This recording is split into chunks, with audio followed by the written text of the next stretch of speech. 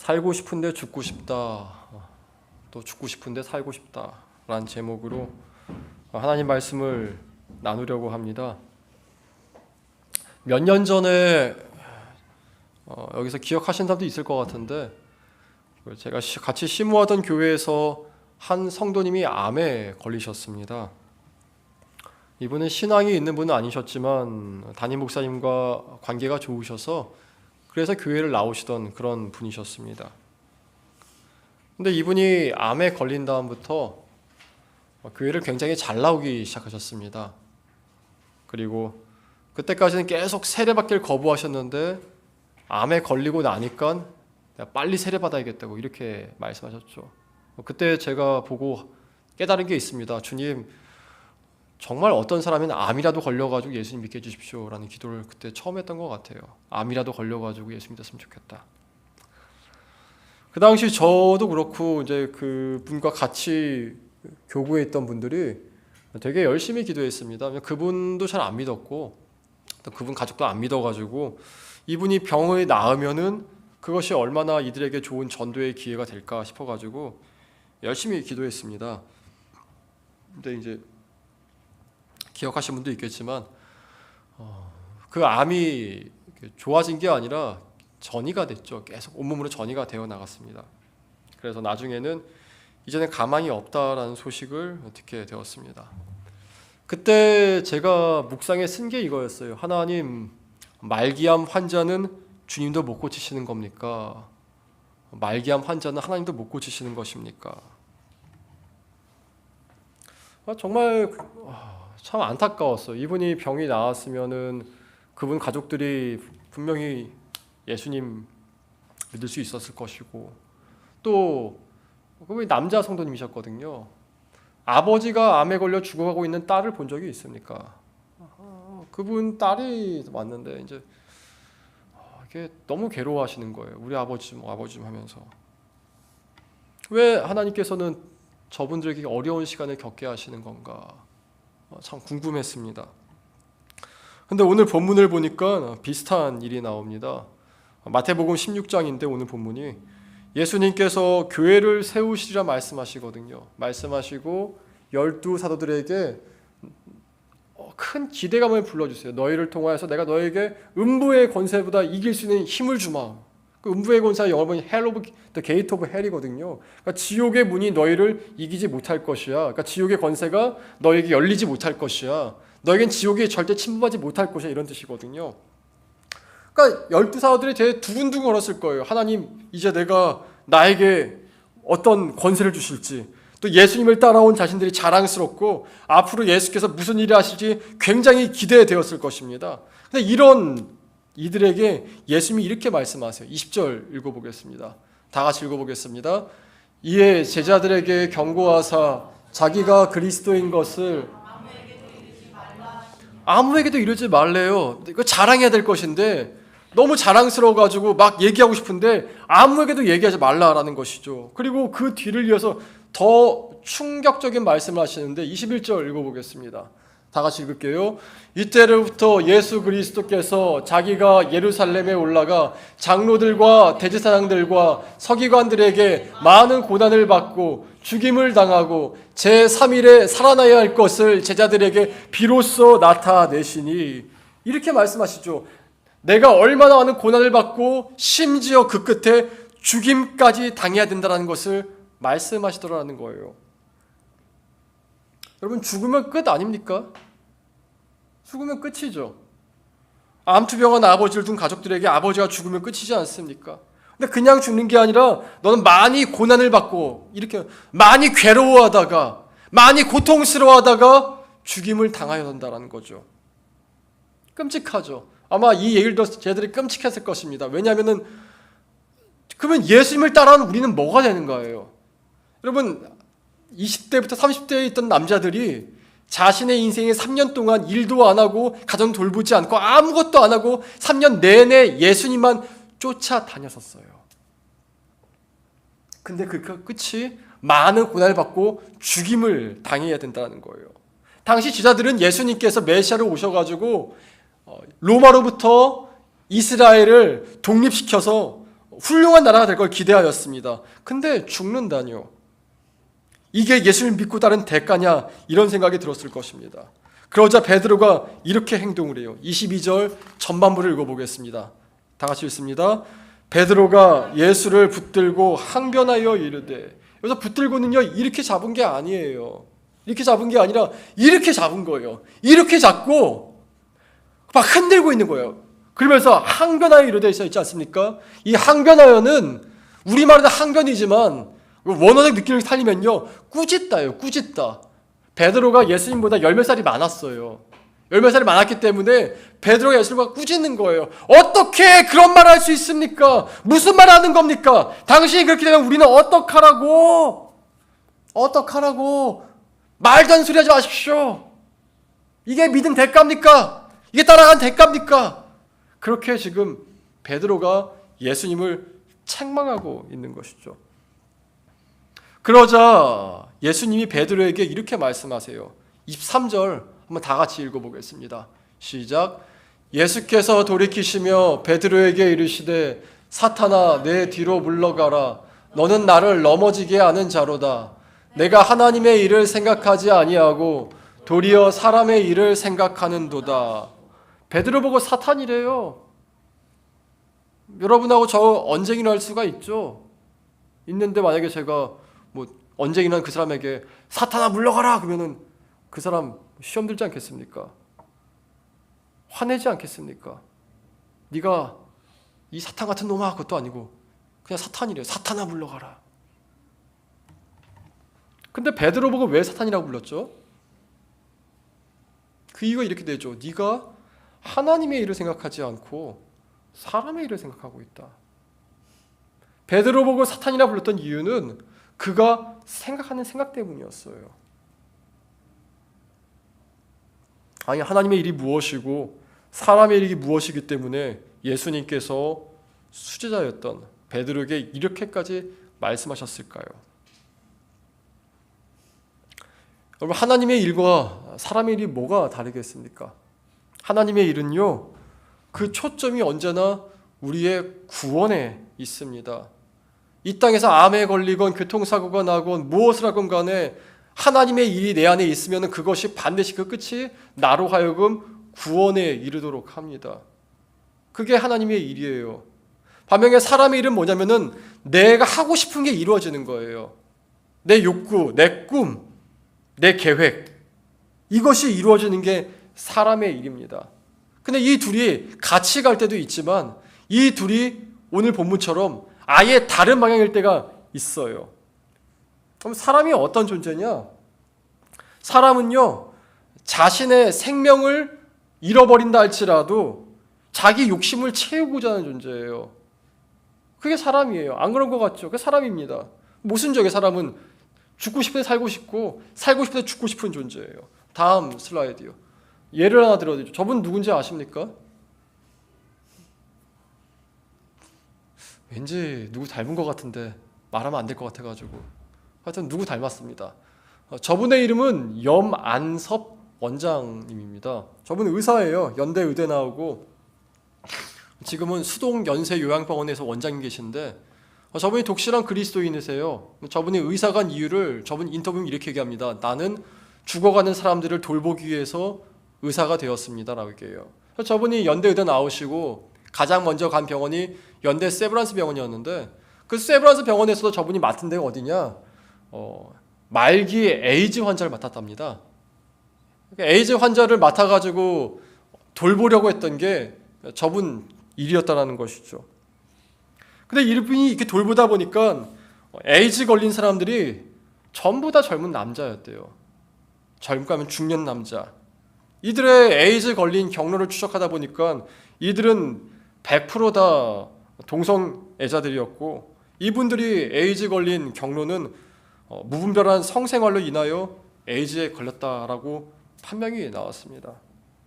더 놀라운 건 뭐냐면요, 이분들이 아무도 몰랐대요. 그 게이처럼 게이 간 성생활을 하게 되면은 에이즈 걸릴 확률이 높아진다는 걸 아는 사람이 없었다라고 얘기합니다. 여러분, 여담이지만 지금 청소년들 가운데 에이즈 급증하는 거 아십니까?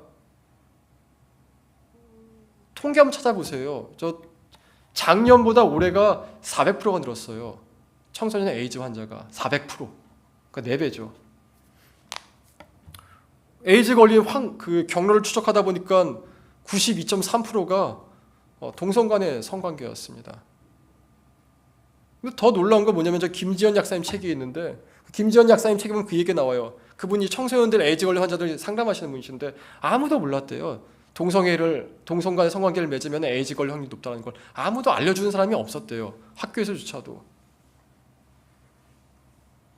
이러면서 이분도 이미 90년대에 그것을 봤다라는 것이죠. 그래서 그분이 이걸 보고 병원을 나옵니다. 세브란스 병원을 나와가지고 수동 연세병원에 원장으로 들어가요. 거긴 요양원과 호스피스가 같이 있는 곳이었는데 거기서 이분이 말기 암 환자와 특히 말기 에이즈 환자들을 돌보기 시작했습니다. 그 말기 에이즈 환자면 거의 죽기 일보 직전인 사람들이잖아요. 약으로 겨우겨우 버티는 사람들인데 그 약으로 겨우겨우 버티는 그 힘 가지고 그 병원에서도 동성 간의 성관계를 하더래요. 금지시켜놨는데 하면 쫓겨난다 그랬는데 화장실 어떻게 가가지고 그것은 부끄러운 짓을 하더라라는 것이죠. 말기이기 때문에 여기서 더 무너지면은 바로 내일 죽을 수도 있는데 못 끊더라라는 거예요. 그래가지고 이제 그 사람들 잡아가지고 병원 내보내기 직전에 물어봤대요. 여러분 한우분 죽을 수도 있어요. 진짜 죽을 수도 있는데 마지막까지 왜 그것을 못 끊으십니까? 그러니까 물어보니까 이분들이 그렇게 대답하더라 합니다. 자기들도 안 돼요. 이거 하면 자기 죽고 망가진다는 걸. 자기들도 살고 싶대요. 근데 끊을 수가 없다라는 거예요. 끊을 수가 없다고. 자기가 죽는 것을 알면서 끊을 수가 없더래요. 도저히 어떻게 안 되더래요. 상담학이나 심리학에서는 이런 현상을 중독이라고 얘기해요. 끊고 싶어요. 나도 하면 안 되는 거 알아요. 근데 나도 모르게 글로 손이 가요. 글로 마음이 가요. 근데 성경에서는 뭐라는 얘기인지 아십니까? 왜 이런 일이 일어나는지 성경에서 어떻게 평가하느냐? 로마서 1장 24절을 한번 읽어보겠습니다. 로마서 1장 24절 다 같이 읽습니다. 시작. 그러므로 하나님께서 그들을 마음의 정욕대로 더러움에 내버려 두사 그들의 몸을 서로 욕되게 하셨으니. 성경에서는 이렇게 얘기합니다. 그들의 마음을 지배하고 있는 게 정욕이라고. 처음에는 한두 번 말씀하셨는데 해도 안 되니까 주님이 어떻게 하죠? 내버려 두세요. 내버려 두서 그들의 몸을 서로 욕되게 해서 죽게 만드신다라는 거죠. 이 사람들도 살고 싶어 해요. 누가 죽고 싶겠어요? 살고 싶은데 자신을 죽이는 그 행위를 멈추지를 못해요. 여러분 에스키모가 늑대 잡는 이야기 아십니까? 다음 슬라이드요. 에스키모가 늑대 잡는 이야기입니다. 저게 눈에 보이시죠? 저기 칼을 꽂아 뒀습니다. 저 빨갛게 보이죠? 저 피입니다. 피를 묻혀둬가지고 빨갛게 놔둡니다. 그리고 저기에다 얼음을 눈을 좀 쌓아가지고 눈을 좀 이렇게 부드럽게 뭉쳐놓습니다. 기둥 만들어가지고 그리고 그 눈에다가 피를 뿌립니다. 그럼 하룻밤 지나면요 피와 얼음이 같이 얼어버려요. 늑대가 옵니다. 피냄새 잘 맡으니까 와가지고 보니까 얼음에 피가 있어요. 막 핥습니다. 깨물면 안 되기 때문에 핥다가 어떻게 돼요? 칼에 자기 혀가 비이죠. 근데 추워서 느낌이 없대요. 피는 계속 벨줄 빠져나와요. 그 피를 자기가 또 먹어요. 먹고 계속 핥아요. 핥다 보면 계속 칼에 혀가 베여요. 그러다가 늑대가 죽어요. 과다출혈로. 자신의 배고픔이 절제하지 못한 그 배고픔이 자기를 죽게 한 것이죠. 이것이 늑대나 에이즈 걸린 사람들만의 이야기냐? 아닙니다. 우리 이야기이기도 합니다. 다음 슬라이드요. 저건 독약입니다. 먹으면 죽습니다. 혹시 여기 가운데 이 독약을 보면서 저거 진짜 맛있겠다. 당장 먹고 싶다. 저거 왜 저기 있지? 내 손에 있어야 되는데 막 자기도 모르게 눈 감면 떠오르고 이런 분 계십니까? 먹고 싶고?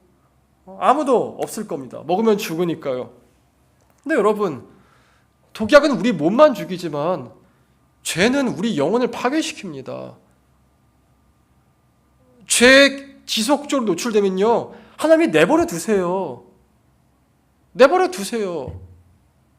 존 메가더 목사님 책에 그 얘기가 나와요. 하나님이 내버려 두신 사람에게서는 내버려 두라라고. 바울의 이야기에 그게 나오죠. 알렉산더를 사탄에게 내어주어 마지막 날에 그의 영혼이라도 어떻게 구원받을 수 있게 기도만 하라. 그는 하나님이 내버려 두신 자다.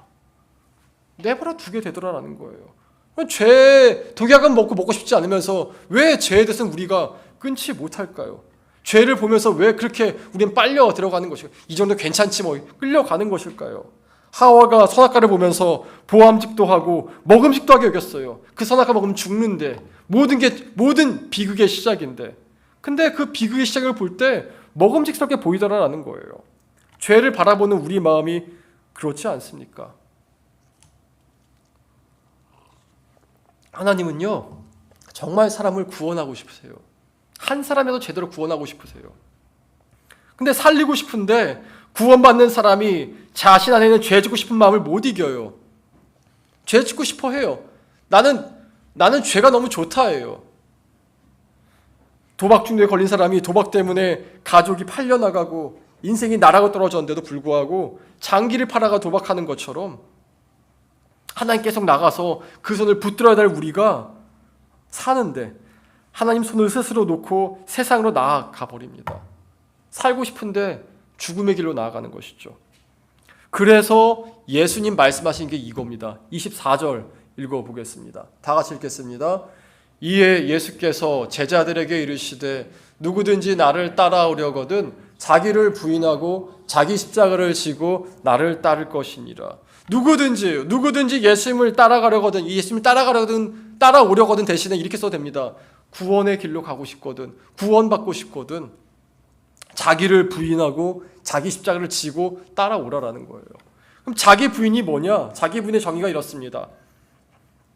내가 원하는 것과 하나님 말씀이 부딪힐 때 하나님 말씀에 순종하는 겁니다.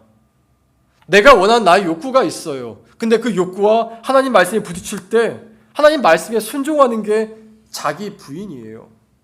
여러분, 우리 안에 죄성이 있습니다. 우리 본성이 죄성이 들어가 있어서 어떤 죄들은 우리에게 되게 자연스러워요. 이게 전혀 어색하지 않아요. 우리 이것을 부인하기 이상하게 느낄 정도예요. 동성애 이야기 나왔으니까 동성애를 좀 더 해보겠습니다. 내가 미국에 있었을 때 우리 장로님들 중에 한 분 따님이 있었는데 그 친구가 저한테 이런 말을 했습니다. 자기는 동성애 음란물을 본 적도 없고 동성 간의 성추행을 당한 적도 없고 아버지가 날 학대한 적도 없는데 그냥 어렸을 때부터 여자를 끌렸대요. 여자가. 남자와 성관계를 맺는 것보다 여자와 성관계를 맺는 것이 더 자기를 만족시켜 줄 것처럼 보였다라는 거죠. 이상하다고. 자기는 그리스도인이 이게 너무 이상하다고. 제가 이렇게 태어났는데 어떻게 하면 좋겠냐고 이렇게 물어보길래 나한테 왜 물어보냐 이렇게 하고 싶었지만 물어볼 사람이 저밖에 없었대요. 그냥 담임 목사님 물어보면 안 될 것 같아가지고. 여러분, 근데 이럴 수 있어요. 죄성이 우리의 본성에 들어가 있기 때문에 그래요. 죄성은 우리 욕구 안에 있어요. 하나님을 대적해서라도 내 욕심을 이루고 싶은 것이죠. 이건 몸의 호르몬 문제가 아니라 그냥 내 안에 어떤 욕구들은 하나님 말씀과 부딪힌 욕구가 있다라는 거예요. 근데 자기 부인은 뭐냐면은 이러한 내 안의 욕구를 하나님 말씀과 비교했을 때 부딪힌다? 그러면 그걸 죽이고 따라가는 걸 의미해요. 그게 자기 부인입니다. 그러면 동성애만 그렇습니까? 저는요, 아직도 괜히 울적해요. 괜히 울적해가지고 우울하고 싶으면 아무것도 하기 싫어요. 그냥 누워있고만 싶고 막 다 놔버리고 싶어요. 때로는 막 술 너무 취하고 싶어요. 우울해가지고.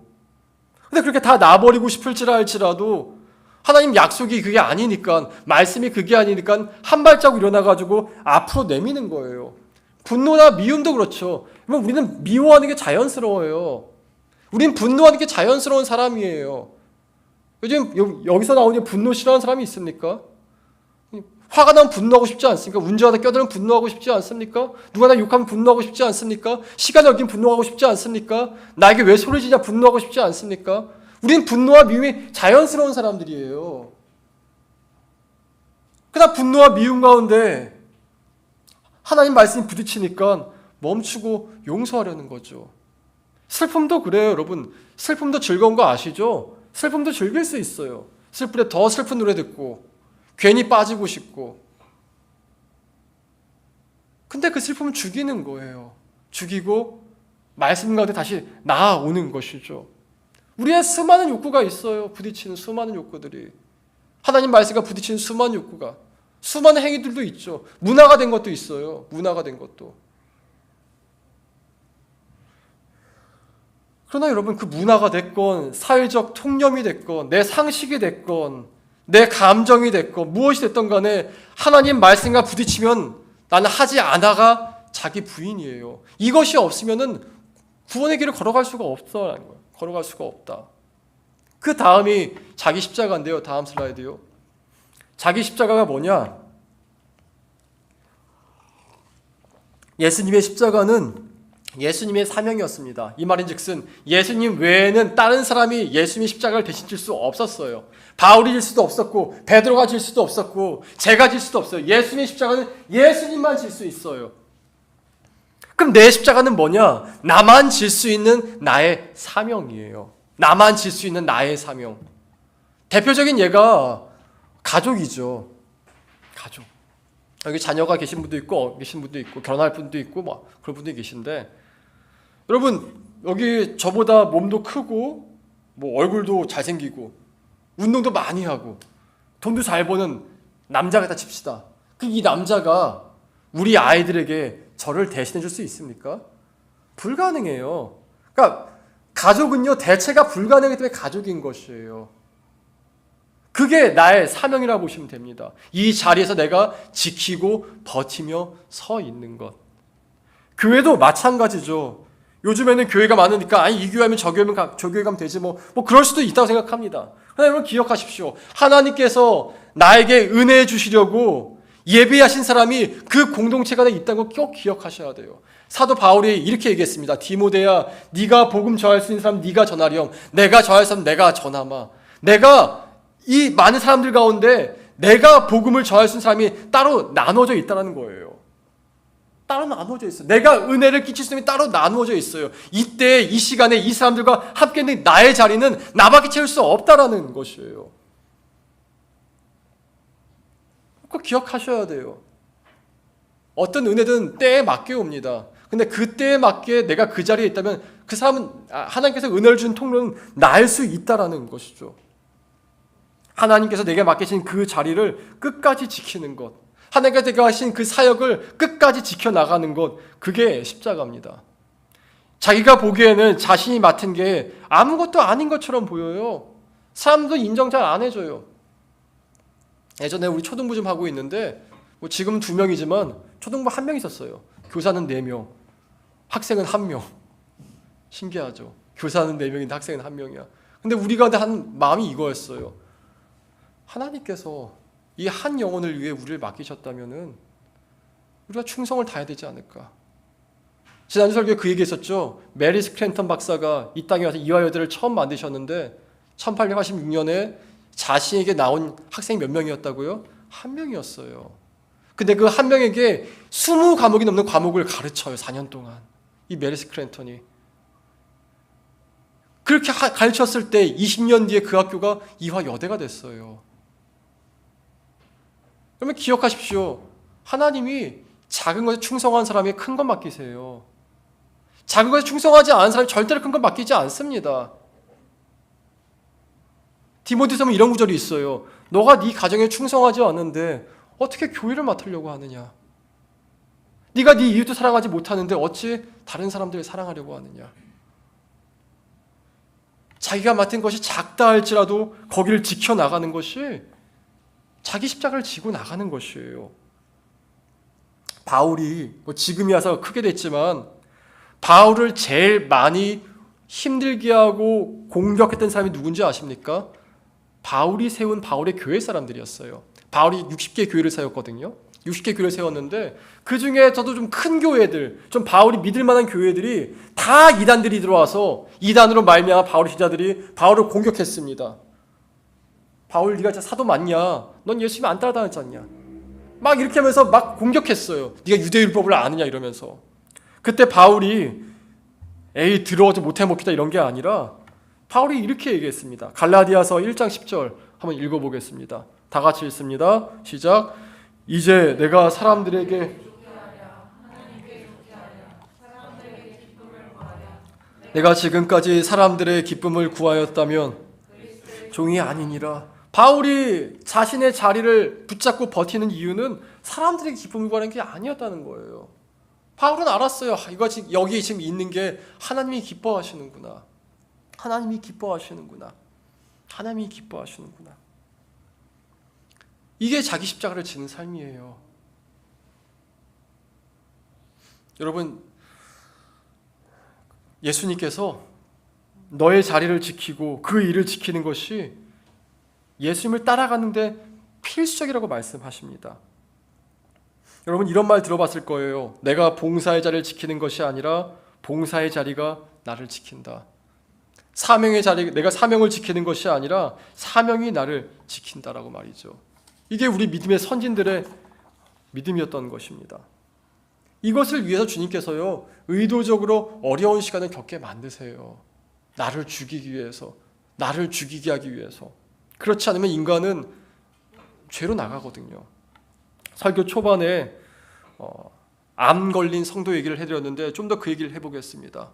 이분이 암 걸려서 기도하는데 사실 중간에 이분이 좀 나아졌었습니다. 전이가 멈췄었어요. 잠시 일시적으로 멈추고, 이유는 모르겠지만 막 혈색도 좋아지고 좀 괜찮으셨습니다. 그러자 이분이 예배를 빠지기 시작했습니다. 여러분, 그분이 주말 장사 하시는 분이셨거든요. 주말 장사 하시는 분인데 어떻게 주말에 제일 큰 돈이 벌리는데 주말을 빼겠습니다 하면서 주말에 예배를 하루 안 나오고 또 한 주 안 나오고 2주 안 나오고 되면 나중에 아예 나오지를 않으셨습니다. 나중에 슬쩍 들은 얘기인데 그 교구 목사님이 가가지고 좀 교회 나오시죠 했지만 그분이 하신 말씀이 이제는 몸이 괜찮아졌습니다. 교회 안 나가도 될 것 같습니다. 이렇게 얘기를 하셨어요. 그리고 몇 달 뒤 여름이 끝나고 났을 때 갑자기 악화됐습니다. 그리고 돌아가셨어요. 정말 갑자기 돌아가셨어요. 저는 그 자리에 가지 못했지만 선임 목사님께서 말씀하시기를 교회 나오고 싶은데 교회 나올 힘이 없더랍니다. 꺽꺽거리시다가 그리고 갑자기 돌아가셨어요. 여러분, 이분이 지금 어디 계신지 모르겠지만 천국에 있을지 지옥에 있을지 모르겠지만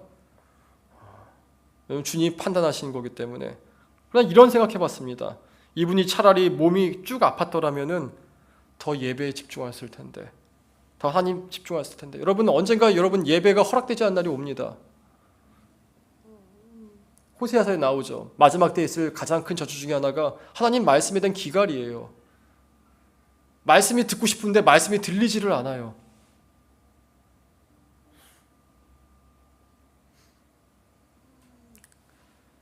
지금 나를 죽이지 않으면은 아예 못 죽을 때가 옵니다. 하지만 반대 이야기도 있어요. 아까 말씀드린 장로님 딸 얘기. 자기는 레즈비언으로 태어났다고. 근데 그 친구가 신학교에 갔습니다. 신학교에 가가지고 한 10년 전쯤인가 이제 이메일 주고 받았는데 그때 이런 연락이 왔어요. 자기 결혼했다고. 결혼해가지고 아이를 낳았다고. 그럼 이메일 답장을 해봤죠. 이제는 레즈비언 문제 괜찮니? 그 친구한 말이에요. 아직도 자기는 여자가 더 좋은 것 같다. 그런데 내가 예수님을 따라가기 위해서 그걸 죽이고 있다. 남편을 사랑하냐? 남편 사랑한다. 남편 사랑한다. 근데 그 욕구가 아직 남아있을 뿐이다. 몇 번 얘기했죠. 마약 중독 걸린 목사님 이야기. 마약 중독이었다가 회복했어요. 근데 마약에 대한 욕구는 남아있어요. 이 둘의 공통점은 모두가 어두운 욕구를 가지고 있으나 하나님 말씀으로 그 욕구를 죽인 사람들이에요. 그리고 그 죽였을 때 그 시간 이후에 가장 큰 자유함으로 예수님을 따라갈 수 있게 된 것이죠. 그리고 지금 둘 다 교회에서 봉사하고 있습니다. 여러분, 어떤 욕구가 하나님 말씀과 자꾸 부딪힙니까? 내가 예배드리게 하는데 날 집중하지 못하게 하는 게 무엇입니까? 내가 주님께 말씀 보고 기도하고 거룩하게 살고 싶은데 어떠한 것들이 나를 알고 자꾸 그것에 하지 못하도록 해서 부딪히고 만들고 있습니까? 어떠한 감정입니까? 어떠한 생각입니까? 어떠한 불안함입니까? 그걸 부인하는 게 자기 부인입니다. 자기 부인과 자기 십자가를 통하여서 그리스도의 구원에 이르는 놀라운 은혜가 있기를 진심으로 기원합니다. 우리 기도하시겠습니다.